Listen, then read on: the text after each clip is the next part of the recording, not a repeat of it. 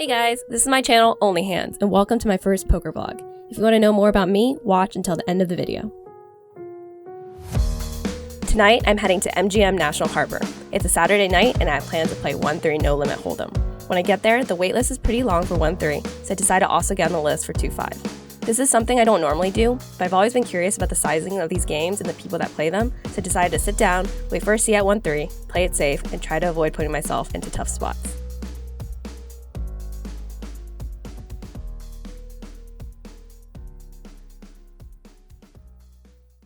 At 2-5, I'm playing pretty nervous, but I get about 3 playable hands, ace-10 offsuit being one of them. Here, I open to $20 and small blind calls. Neither of us connected with the flop, and we end up checking down the turn and the river, and I take it down with ace-high.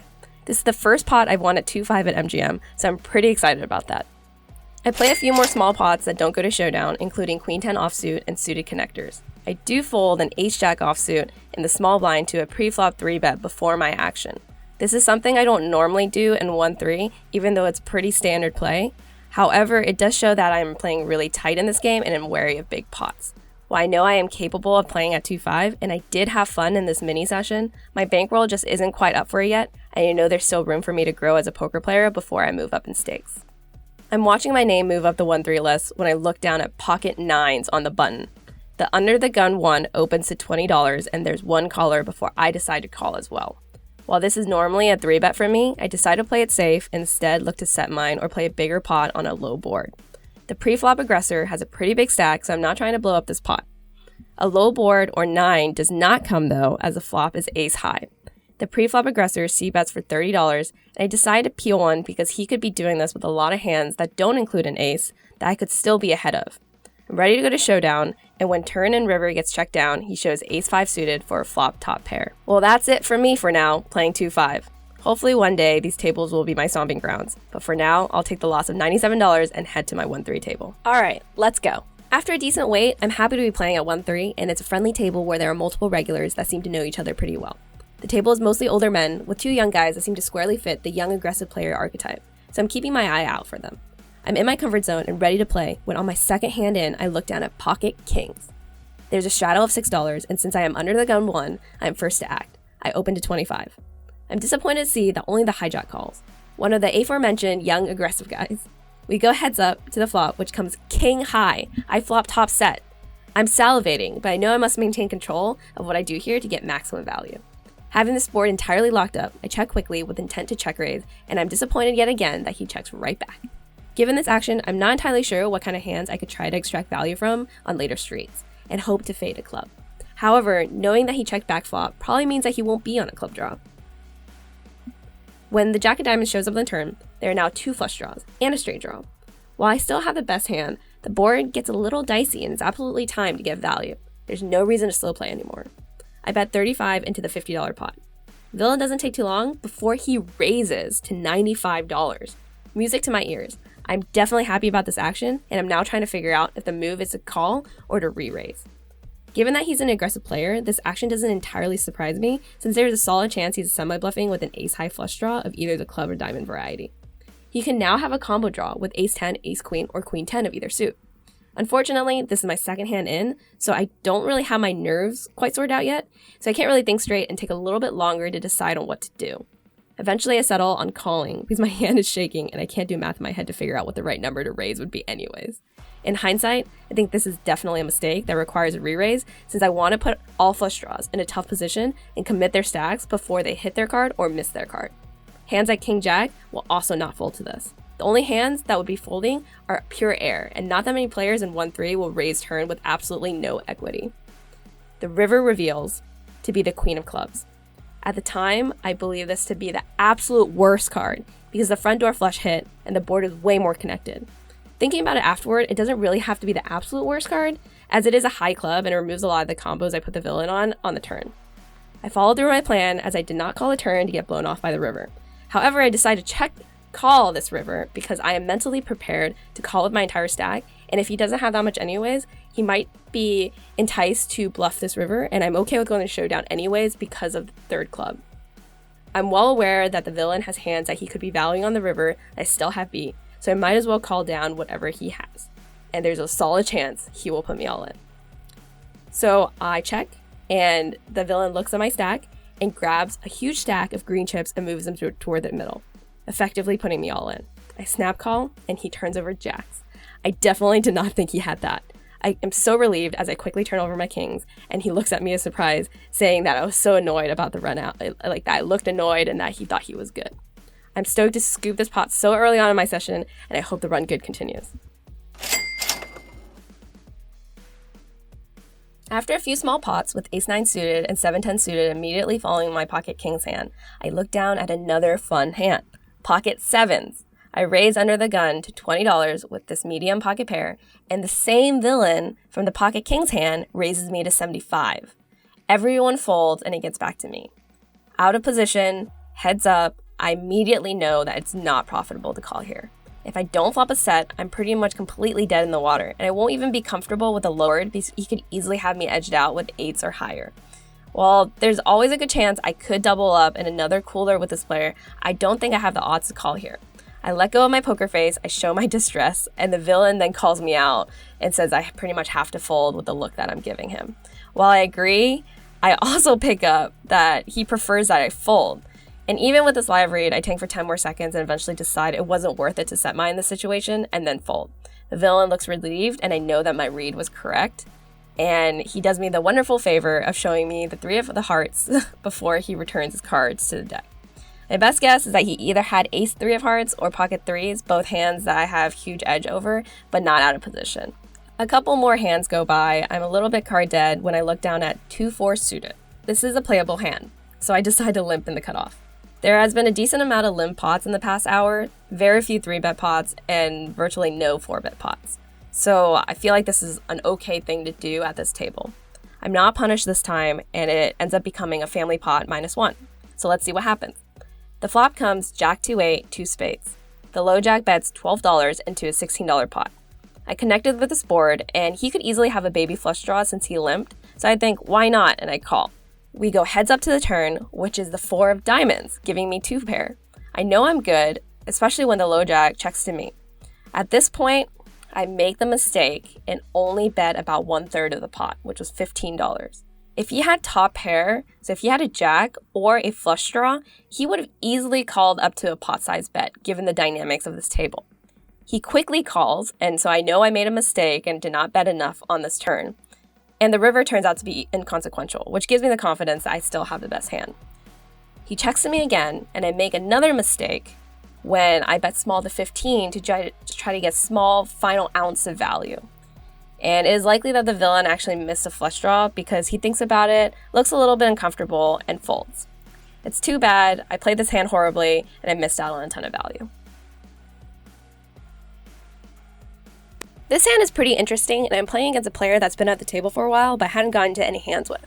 So don't judge too much by a limp again, this time from under the gun with ace-3 offsuit. Most of the time I've gone away with limping, so I'm hoping to see a cheap flop this time as well. Well, not this time, as hijack raises to $15. Everyone folds to me, and I should have let it go out of position and going heads up, but I get sticky and decide to just call the extra $12. The flop comes ace high with 2 spades, and at this point I enter check call mode. So if the villain doesn't bet too much, I'm willing to call. I check, and hijack doesn't think too long before he decides to bet $30, which did not at the time ring any alarms in my head as a pot-sized bet. I didn't call pre-flop with this hand to fold after hitting top pair. I call, knowing it's very likely that he could have a better ace. I guess in my head at the time I had to call at least one time and see what happens. I'm ashamed to admit that secretly in my head I was hoping to suck out on the turn or river. The turn is a good card for me, as it gives me an open-ended straight draw. In fact, the card could have given me a straight because as a limp caller, 3-4 suited and 7-8 suited are entirely in my range. However, since I don't yet have a made hand, I continue to be in check call mode, but this time to a higher extent. I check, he bets $55. I'm getting a good price to hit a disguise straight with my 3, so I call. In review, I would have definitely preferred a check raise on this turn, because number one, it's not super disguised, but also because my opponent should be very wary that I could already have a made straight, and he could be drawing dead with his top pair. The river is an 8, which then puts a 4 to straight on the board. Unfortunately, it is not the straight I needed, but I'm really thinking about firing even without hitting my card, because it is a pretty scary run out for ace-queen, ace-king, which is more likely what my opponent has. I check my cards to do a slight Hollywood act, pretending like I just realized I hit a straight. However, after a bit of thought, I ultimately wasn't sure what price would be enough to get the hijack to fold. The 1-3 tables at MGM can be quite unpredictable that way. Most players at these tables would not be good enough to fold a good top pair, regardless of the run out. Without the check raise on the turn, it is a lot harder for me to tell a story that had made a straight on the turn. With this river, I must lead if I want to represent the straight. The question is just how much do I need to bet for him to let his cards go? After a decent amount of thinking, I eventually give up and decide to check, and I guess my acting worked because he quickly checks back and shows ace-queen for a better top pair. Pulling the trigger may have worked, but I didn't know what price would work for him. I didn't know if I had to bet pot, an overbet, or something like half pot to show that I actually want to go for value. I was very on the fence with this decision because this specific player seemed to be fairly experienced and capable of letting go of his cards with some pressure on the turn or the river. However, looks have deceived me in the past, and I am ultimately okay with my decision not to fire the river and going to showdown, despite my hand being so likely to be beat. In the future, I hope to get better at these spots and play my range way more effectively. In my head, I went to a happy place. A zenful yoga retreat where I knock out a couple of down dogs and shavasanas. I come back to reality just in time with my newly stretched and loosened under the gun 1 range and look down at ace deuce offsuit. My range says yes, so I open to $10. Everyone else seems to want to join the party that I started, so the low jack, high jack, and big blind, they all call. Honestly, I don't really recommend playing this hand from this position, but there was just something in the water. The yoga poker gods, if they exist, shine their light on me and give me a favorable flop. I flop 2 pair. Not trying to stop the flow, I bet $25 into a $40 pot. Only the big blind calls, who was honestly a bit of an overcaller, so it doesn't necessarily mean that he has a good hand. He's perhaps just calling with a 9. The turn adds an 8 to the board. I know I still have a better hand, especially against this particular player. I bet $35, and he has a mini tank and then calls. The river misses all the major draws, and he checks again. I go for thin value and really want to try to get a little bit more money out of this player and bet $35. Unfortunately, he's done trying to hit his 2 or 4 or 6 outer because all 5 cards are already out there, so it doesn't look like he's willing to call any size pot. I take down a good size pot. Hitting the flop feels so good. The immediate next hand after ace deuce, I get another playable hand, jack knight of hearts. I'm still cleaning up my chip stack, and I'm first to act and under the gun, so just limp so I can have a little bit more time to think about what I plan to do. I do get a little bit anxious when I take too long to act because I slow down the action and probably annoy the dealer and the other players. So this is a pretty amateur play, but I want to ask, does anyone else feel this way and do this sometimes? Limp to make time to make a decision when it comes back to them? Well, anyhow, to my left, the under the gun 1 raises to $18. There's 1 caller to me, and I call, as this was part of the plan, and this is a playable hand for $15 extra. The flop comes a low board, and we all check. The turn is a queen, and I check to the under the gun 1, who bets $25, which is about half pot. The low jack folds, and at this point, I develop devious intentions. I've been winning a decent amount of hands by flopping well, so this could be a good opportunity to show a bluff. There's a chance under the gun 1 is betting for an 8 or 7, but since it's a higher card, he won't be able to stick around if it puts some heat on the river. I call with plans to lead the river with anything, but perhaps a jack or 9 with showdown value, or of course if I hit the 10, which is my gut shot, and I would have the nuts. The river is a king. This is perfect card for what I plan to do. I followed through with my plan and bet $35, a small amount, into the $100 pot. This looks like a value bet for a king that I may have floated, which the under gun 1 isn't super likely to have given that he bet on the turn. He folds and I get the bluff through. Unfortunately, I forgot about the part of the plan where I showed the bluff.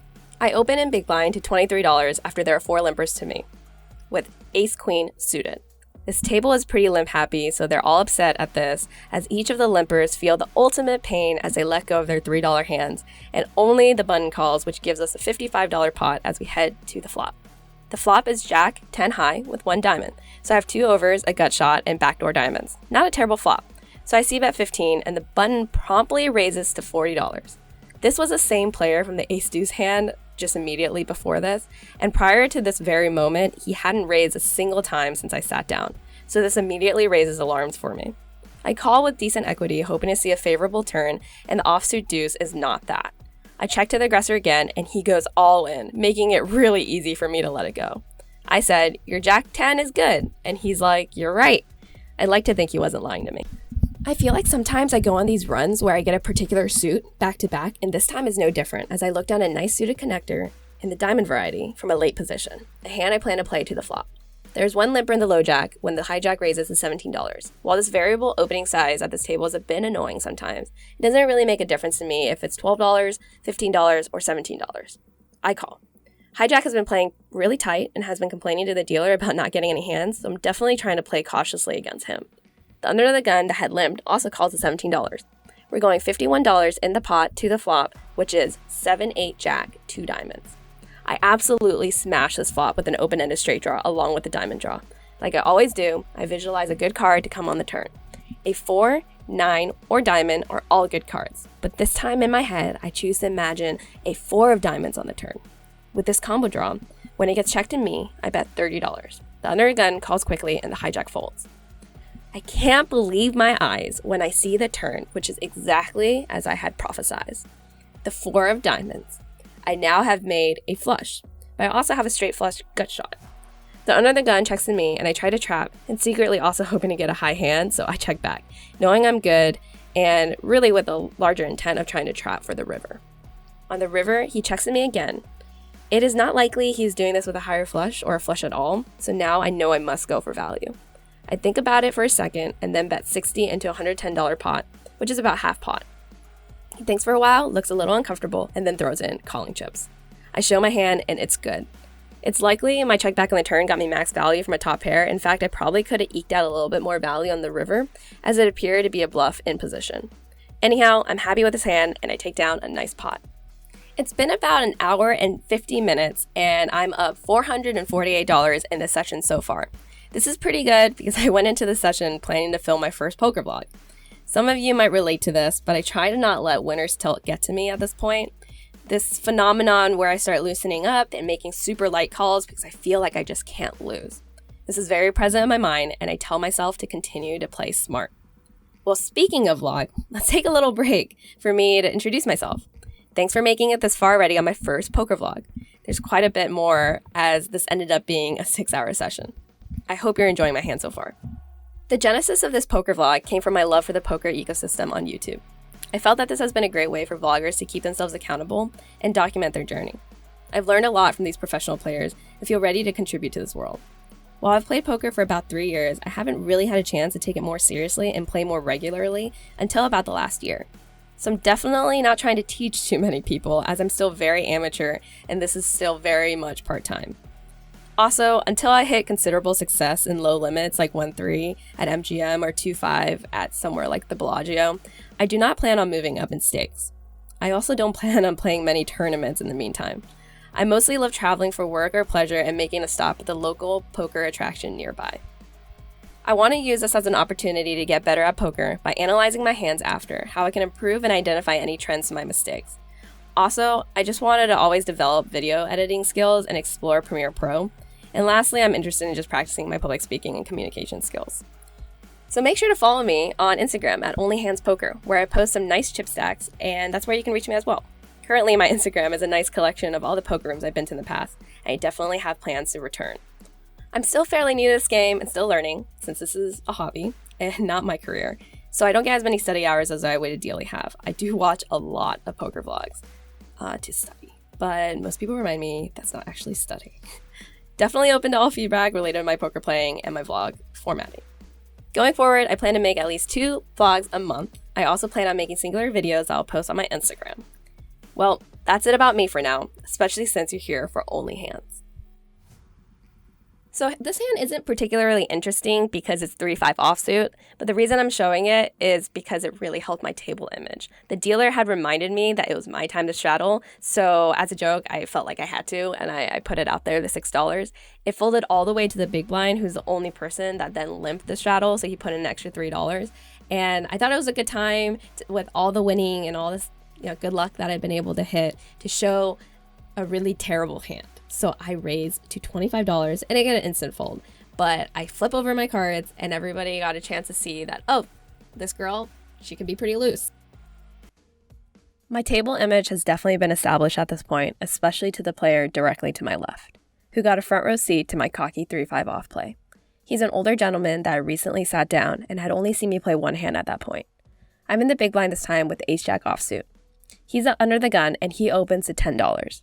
The under the gun 1 calls, and so does the low jack and small blind. And I consider raising, but decide to just call.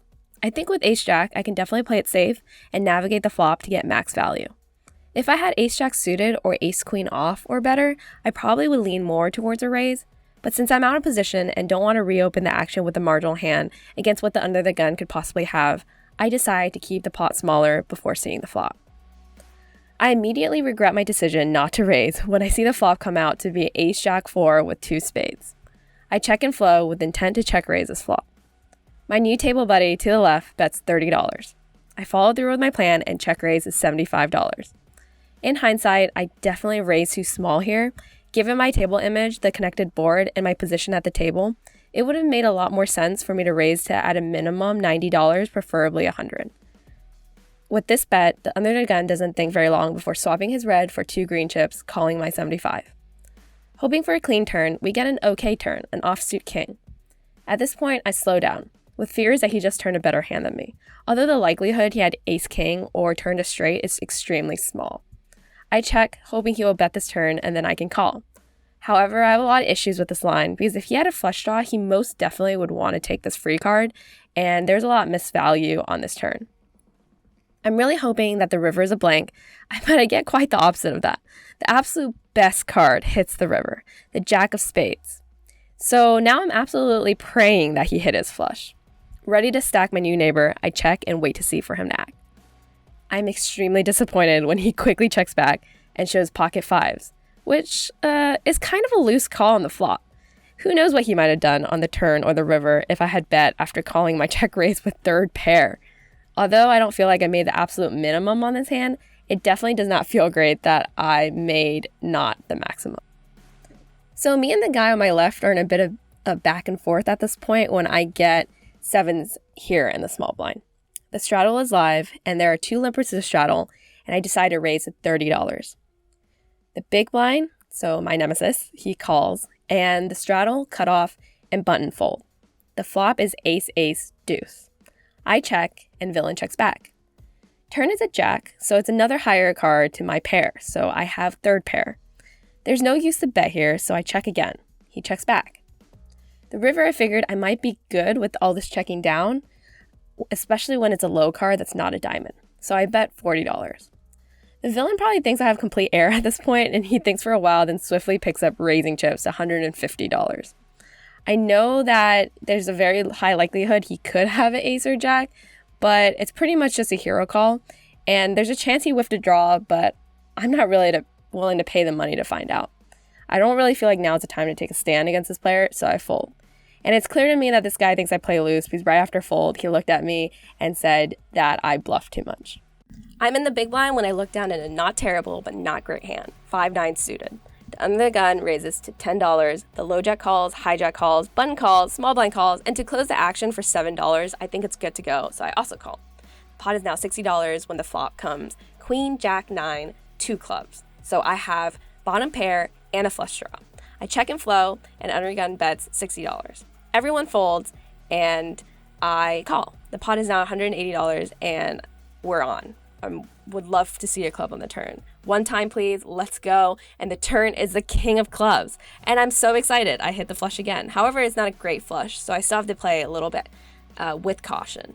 I check to induce, and the big blind promptly grabs 3 blacks and throws in the middle. $300. This is a big overbet, almost 2 times the size of the pot.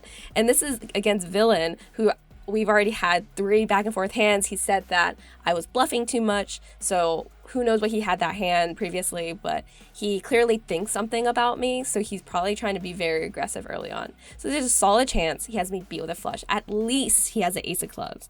I don't really understand why he would raise this big though if he already had the nut flush, but he's probably just trying to increase my fold equity.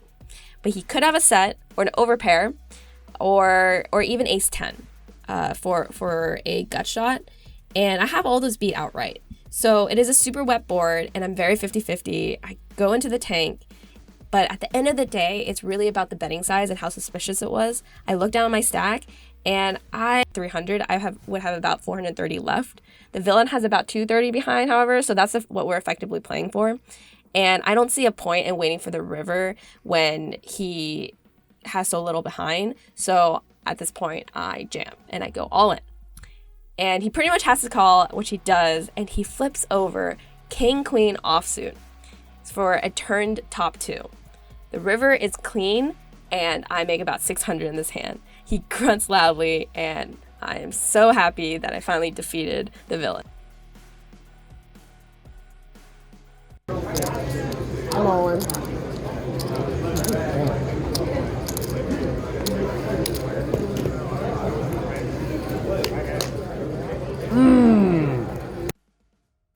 So clubs have really been showing up. Not too many hands later, ace-9 suited is what I look down at. And I'm happy to play this from the big blind. The same villain opens to $10 from under the gun. The low jack, hijack, button, and small blind call. So I'll call too. A suited connector, why not?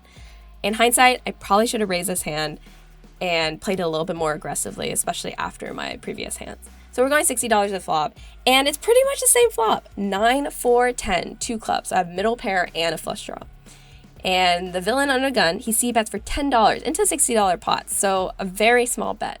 So low jack calls, and hijack at this point chooses to raise to $40. The button folds, and the small blind folds. I have a great flop, so I'm here to play. I think about raising, but I really want to include one of the other players so that I can make max value from a later street, so I only call. The under the gun folds, and the under the gun one calls quickly. The turn is a blank. It checks around, and on the river, I miss as well. No flush for me, just a middle pair. So at this point, I think that I might still be good. So I decide to semi-bluff the river and bet $75. And under the gun one calls my 75 without too much hesitation. The low jack folds, and the under the gun one shows jack 10 off, which was the flop top pair that remained the top pair. And so it was a pretty dumb bet. I really want to know what you guys think. Should I have been more aggressive on the flop? Or should I have... Obviously, I should not have bet the river because it's very not likely that he will fold. For a dry run out, I should have probably just check called. And he probably would have bet less than $75 anyways. Or there's a solid chance he might actually check back. So I did lose a lot more than I needed to on this hand. And I need to learn from these mistakes. There's no need to dwell for too much longer because really soon after, I look down at pocket aces. Except I get no action when I raise the button to $30 with multiple straddle limpers. So, kind of sad. Check out that beautiful stack. I quite miss this high at this point, but I'm doing pretty well regardless. After 3 hours and 40 minutes, I'm looking at a mid-session profit of $669. Sweet number. In the future, I really want to continue to enforce a 4-hour maximum for my sessions as I lack the ability to stay completely disciplined in my play for very long. However, this time I'm having so much fun winning and recording my hands that I decided to keep going. I'm in the straddle when I look down at 10s. This is probably true for everyone, but I particularly love getting a good hand in this position because I can really put max pressure on all the action before me. The under the gun one to my left limps to straddle, and then the low jack on his left promptly raises to $20. When the action gets back to me, I raise to $80, 4 times the small blind, since I'm out of position with a solid hand. I'd prefer to take this down pre-flop or at least get rid of one of the other players. However, under the gun wants to play every hand that I play because he wants his money back from the 5-9 suited hand. And he goes from limping the $6 to calling the $80. Quite an unconventional and fairly weak play. I can no longer figure out what kind of range, if any, that the under the gun one has because it appears he almost plays with any 2 cards, especially when it comes to facing me. Low jack calls as expected, and now the pot is huge going into the flop, $240. The flop is jack high, which is not very good for me, and entirely possible that under the gun one could have any combo that has another jack in it. And there's no way he is folding now. I check, and I'm surprised to see when it gets checked down. The turn is another jack, so the likelihood that either players have a jack now is pretty small. I check and plan to call most bets. Under the gun one bets $175 and low jack folds. I have no clue what he's trying to do besides rep a jack, and perhaps a backdoor diamond draw, and I really consider calling, especially against his opponent, but eventually I decide to let it go. This was probably a nitty fold, and the chances that the opponent had ace-queen or a lower pocket pair like 9s or 8s is pretty decent. However, opponent could also have a jack, and maybe he was slow playing a set or on the flop that turned into a boat on the turn. Unfortunately, I will never know, but I decided to live to fight another day. But no worries again. I just got to show you here. I get aces and I raise under the gun 1 to 14. Only the hijack calls, so it's not looking good for me. And when the flop is king high, I try to get a little bit more money, hoping that he hits top pair. And I bet another $15, which is half pot, and he folds really quickly. So that was pretty lame as well, and a little bit tilting. It's getting late and I'm getting tired and thinking about leaving, but I do miss that glorious $1,400 high that I was at. So I'm playing a little bit looser, trying to make some more money before I leave, and this is probably when I start making mistakes. So when I see queen 10 off in the straddle, I'm really willing to play. The under the gun 1 and hijack, I'll call the straddle, and the cutoff chooses now to squeeze the $36. I don't have a great holding, but for some reason, I decide to call. The under the gun 1 and hijack fold. I whiff this board entirely as it is ace high. I check and cutoff checks back. The turn I check and the cutoff checks back. The river is inconsequential. I choose now to stab with $40 with my queen high, although this line is really weak and it's no surprise when cutoff raises me to $140. I easily fold and he shows an ace when he mugs. This strategy of checking down flop and turn to try to bluff off an ace is not a winning strategy, so I really need to make a note to not do it anymore. Thanks for sticking with me, guys. This is the last hand. I'm getting pretty tired and feeling card dead when I look down at pocket queens, and they look really sexy. I've been trekking through the desert and I look up to see that I've made it to the oasis. I'm in the small blind and I'm watching as a hawk as action gets to me, ready to pounce when it's my turn. I'm not displeased to see there being one limper before the cutoff raises to $15. The cutoff is an older Asian gentleman, but besides that, I haven't really gotten a chance to characterize his playing style. In fact, in the time since he sat down, I don't think I've actually seen any of his hands go to showdown. However, for the most part, he sort of fits the more conservative player type, and now he is opening the preflop action. Earlier in the night, there was a player that had flatted an open preflop multiple times and shown down with pocket queens, and I had remembered judging that pretty hard, so I don't plan on doing that, especially out of position. So when the action folds to me, I 3-bet to $45, what I believe to be standard play. It folds down back to the cutoff, and he sighs, checks his hand, and raises to $200. Goodness gracious, if this indicates anything about my level of play, I did not for a brief moment consider folding. He looks to have about 250 behind, and if he has ace, king, or jacks, now is absolutely the time to put the money in. So I go for the high variance option and go all in. It is not too surprising that he calls quickly, which he would do with hands like ace, king suited, jacks, queens, kings, aces. He looks at me a little uncomfortable, and he says, good luck, and that he's hoping to also get lucky. So I briefly think that I may be good, and the run out comes a low disconnected board with no face cards for the entire run out, and then at the end he flips over aces.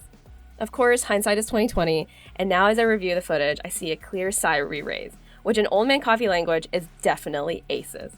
And with this sizing, most people in 1-3 will absolutely not be doing this without at least kings. I absolutely do not have the odds for the OMC side raise. With this hand, I have lost basically all my winnings from previous big hands. To make matters worse, the villain from the 5-9 suited hand to my left then looks at me very disappointed and said, "You gave away all my money." No, sir, that was my money. But yes, I gave it away.